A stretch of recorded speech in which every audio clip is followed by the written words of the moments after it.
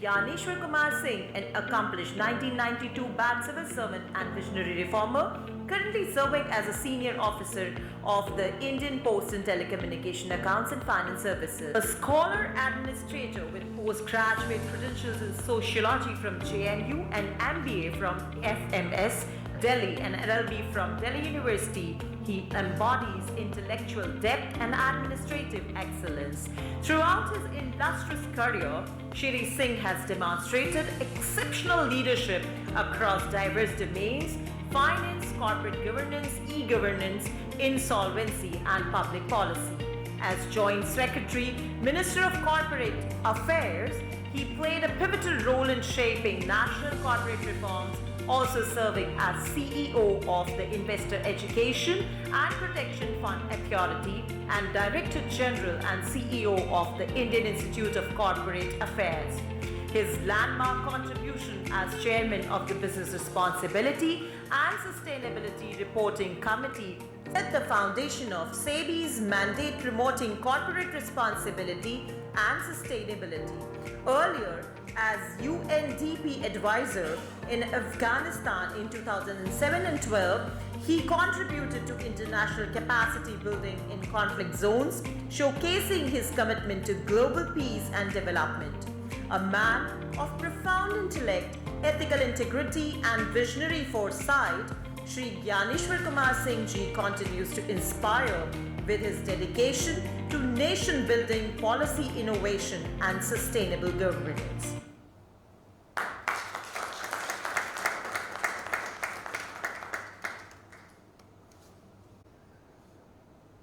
नमस्ते। साया साहब ने कहा विक्रांत जी के बारे में, मेरा भी अनुभव उसी तरह का है और मुझे बड़ी खुशी हो रही है कि हमारे बीच ऐसे लोग हैं जो सबको कनेक्ट कर पाते हैं। हाल ही में इनसे परिचय हुआ, उसके बाद उन्होंने मौका ही नहीं दिया। मेरे खुद इंस्टीट्यूशन में आज हाई कोर्ट के जज हैं, हमारे फंक्शन के लिए कल मुझे सुबह जाना है। इनकी पर्सुएशन की कैपेसिटी इतनी है कि सब लोगों को जोड़ के रखते हैं। बहुत बहुत धन्यवाद। हमारे लिए आज ये काफ़ी इम्पॉर्टेंट डे है। ये डे इसलिए इम्पॉर्टेंट डे है कि अभी तक इंटरनेशनल फोरम में outside India, with in India, I was always advocating Indian culture. And I was advocating Indian culture, but my knowledge was limited up to Gandhiji trusteeship. So I had the chance to address United Nations Human Rights Council also. There I was talking about. So I didn't go backwards. What is my roots? And there is a I think section of it is 135 of Companies Act, which talks about mandatory 2% of CSR. When I was addressing the UN, I was asking, we have a different business philosophy. And why this is different? Because throughout the world, we have 3 directors from IM. They talk about shareholder. Till now, shareholder was the dominant framework for evaluating any business. And when we talk about CSR, it is the stakeholder. So the stakeholder, they were saying how you can mandate it 2%. We are saying this is a part of Indian tradition. But the link was missing. Today I got the link here because from a study I was trying to find out why we had this kind of a mandate in our Companies Act where the companies are able to spend 2% of the CSR. And most of you may be aware that till now, after 2014, more than 2 lakhs crore, 2,25,000 crore has been spent. 23-24, this amount is around 35,000 crore. Many ministries, they don't have budget more than 2,000 crore. So this is the commitment of the corporate sector, and there is a debate going on, and that this debate is still going on. There is a famous philosopher, we call it Milton Friedman. He talks about social responsibility of the businesses to make profit.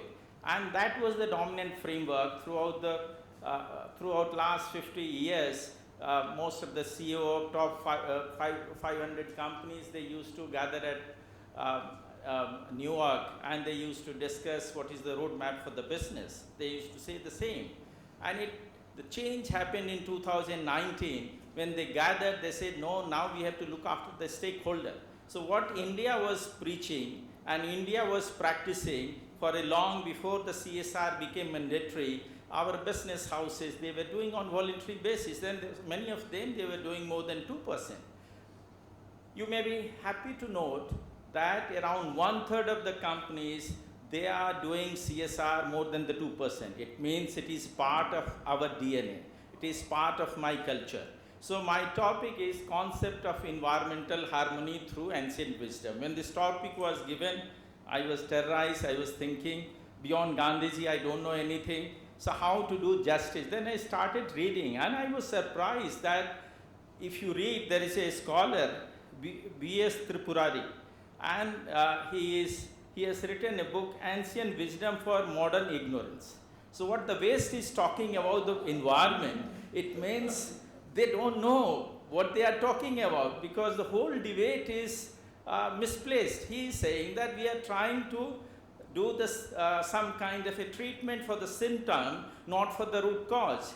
And root cause is what we are, attitude, the way of life, consciousness. He is saying this is the crisis of consciousness, this is the crisis of culture, this is a crisis of attitude. When we link it to Indian philosophy, all the hymns of the Vedas, Upanishads, we talk about earth as a mother, we talk about Panchbhutas, we talk about everything which is connected, interconnectedness of nature and man. So this is the philosophy from the beginning, and this is the philosophy. Now there is another scholar who has given a concept of deep ecology. Deep ecology means shallow ecology, deep ecology. When we are treating the system, it is shallow ecology. When we talk about the attitude toward the environment, where we call it everyone is a part of one system, we have the concept of interconnectedness.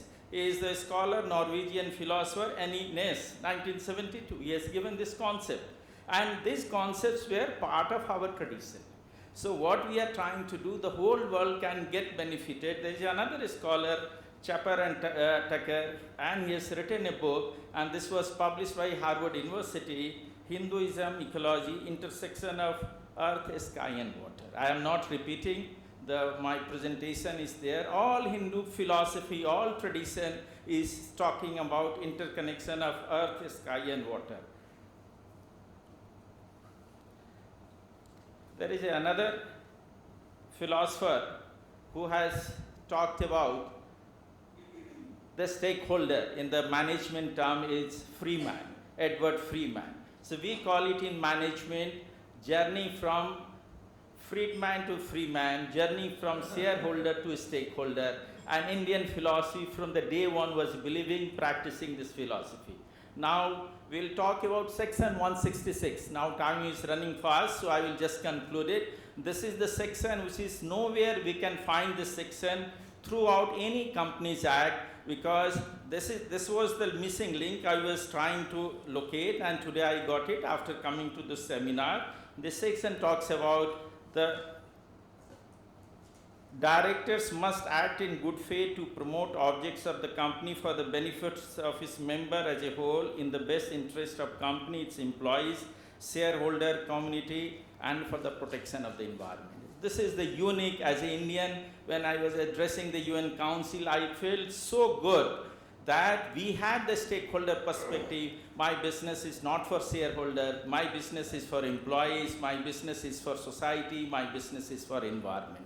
So this is the whole framework where all these philosophers, when we try to connect all these philosophers, they are talking about environmental problem cannot be addressed by symptom alone. Technology is one thing. Technology has to be combined with a new kind of a consciousness, new way of looking at life, new way of looking at the environment, new way of looking at the nature, and that is the solution India can give it to the world. Thank you so much.